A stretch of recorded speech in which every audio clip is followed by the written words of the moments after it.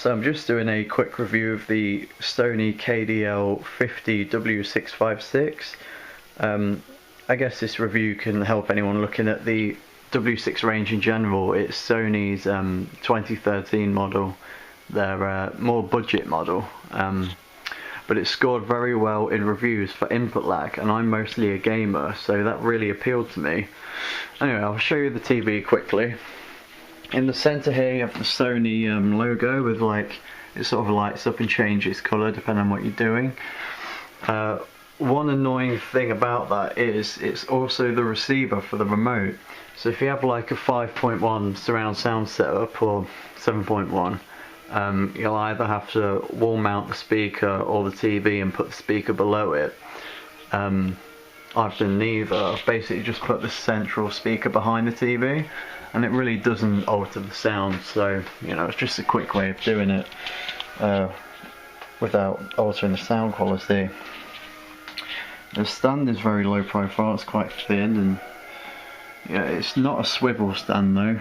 I'm not sure if it's not an issue for me because I've got a big surface, but some people it might bother them. It's very low profile on the edges as well. The actual TV is very thin until you get to the back here where it is quite ugly. It kind of sticks out. Again, that really doesn't bother me because no one's going to be looking at the back of the TV. So it only has two HDMI inputs, but you can always just get a HDMI hub switch. Only one USB port, which you have this bias lighting connected to, so this comes on and off with the TV.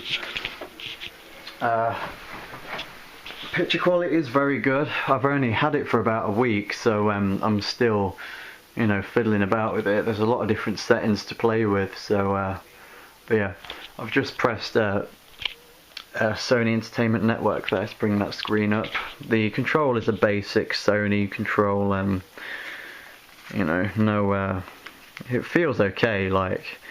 You can kind of tell it's budget. There's no touch panels, no backlit keys or anything, but it does the job, and it's very simple to use. The user interface, it's you learn it a lot quicker than some other models. I had a Samsung F6 400 which suffered from terrible banding, so I took it back.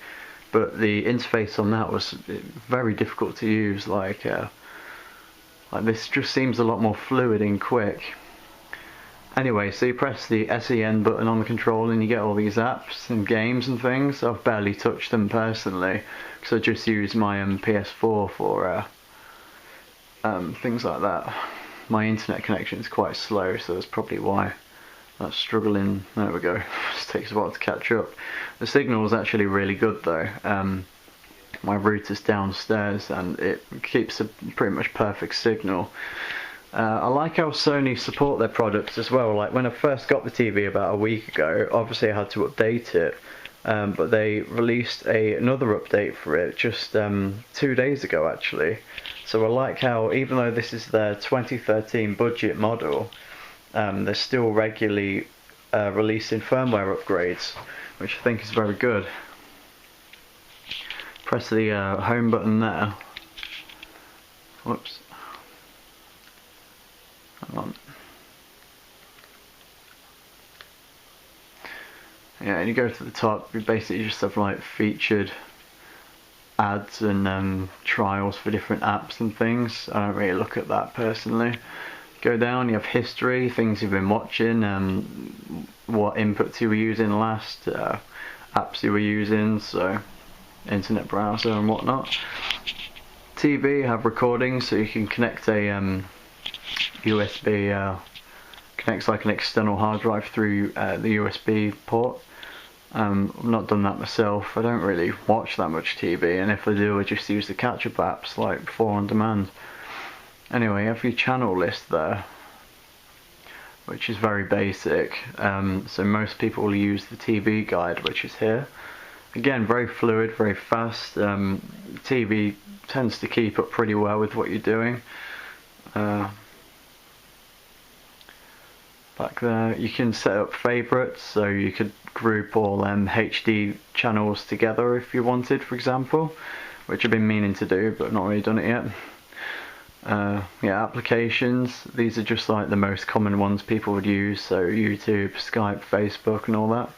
Have your connected devices, which you can adjust. Has Bravia Sync, so like if you press the sync button on here, sync menu, for example, I can choose if I want sound to output through the TV or my Sony surround sound. I'm assuming it only works with Sony products, but it's good because when you turn the TV on, it will turn the surround sound on as well, and same when you turn it off. And also you can adjust the volume on the Sony TV control, and it will adjust the volume on the surround sound, which I thought was quite a nice feature. It means you don't have to mess about with two remotes. Settings, I've not really been through these much myself. Got your display there, picture. You can target your inputs, so if say you're setting the picture up to the PS4, which is in HDMI 1, you'd select it to current like that, so it doesn't adjust it throughout. Yeah, it has a lot of presets.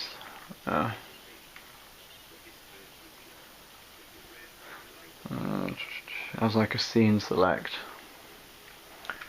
and then screen.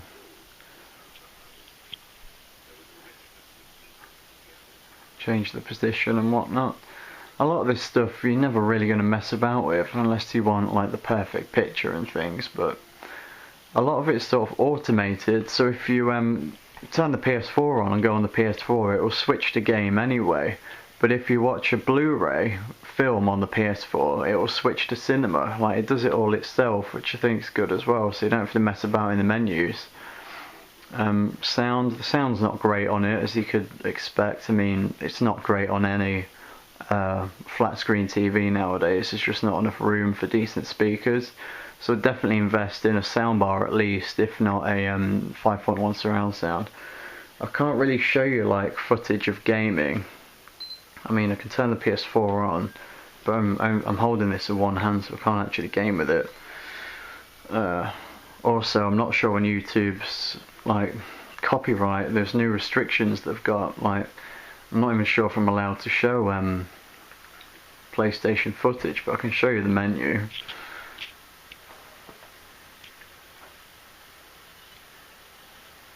So yeah, it's switched the game itself there, look. Which I guess it's not unique to this TV by any means, but see if I can quick go on Resogun. Bias lighting I'd recommend if you like to game in the dark, because it's just better for your eyes really. It does make blacks look blacker. These curtains still let quite a bit of light in. I'm not sure, you can kind of see it like glowing there. Like I said, look. Very easy. I got this set. It's called Antec Sound Science, I think it was called. 12 quid from Amazon. I've only sort of like roughly stuck it on. It's not straight or anything, but it doesn't really matter.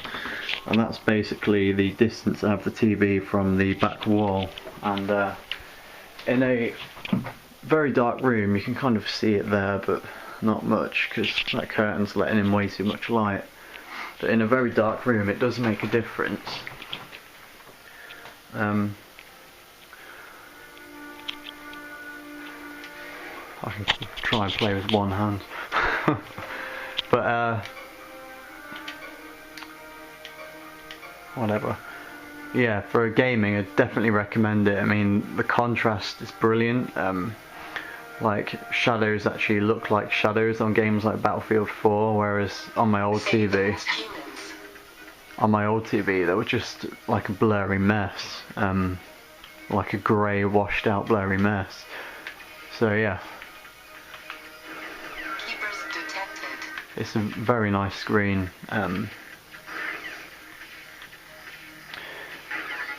But yeah, kind of get the idea. It's a bit pointless, but whatever. With regards to uniformity, I know it's quite a big issue with LED TVs. This one's very good actually. There's a tiny amount of banding, but it's so hard to see that it's really not an issue. I think I've been quite lucky with regards to banding. with clouding, I can notice it a bit. I can't really give an example in a minute, but in these corners, top left and bottom left, on a very dark scene, say like in a cave or something, or just like a black screen, there is a bit of clouding in the corners where it's a tiny bit brighter. In fact, I think it's like down the entire bit, like down here. It's like a very slightly darker band, but I'm just being picky really. I don't deem it enough to get it exchanged, because overall, apart from these little corners, it's absolutely fine. I haven't seen any dead pixels either. But then, even if there was one, it doesn't bother me. Because I mean, the distance you actually sit and watch it, it's not gonna matter, is it? Unless you have like incredible vision. So yeah, that's basically it. Like I said, I'm no expert in reviewing things. I just thought it was a very good TV. You can get them quite cheap now as well, because obviously it's 2014, so they've released their 2014 models. I actually got this for anyone in the UK that's interested. I picked it up for $650 from Richer Sounds, which I must say was a very good customer service by them. Quick delivery, no issues. And obviously Richer Sounds now give a 5-year warranty on all their TVs. I'm not sure if it's like all their sound systems as well, but I know it's all their TVs. So I'm set for 5 years basically. If it develops any faults, they'll sort it out for me, as long as it's not accidental damage. So yeah, the uniformity is very good.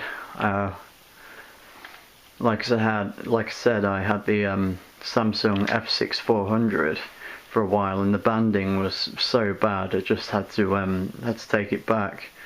So yeah, I think maybe Sony's quality control is a bit better, either that or I've just been lucky. So yeah, I hope this helps anyone that's interested. Sorry I can't really show you any gaming footage or anything, but I've only got some piece of shit HD camera, which is the Kodak PlaySport, so it's not great for really doing anything. I'm only like an amateur reviewer, just do it in my spare time, just to help people out for a good cause. But yeah, I hope this helps, so cheers. Any questions, feel free to ask in the comment section. I'll get back to you, because I get notifications with comments. So yeah, cheers, thank you.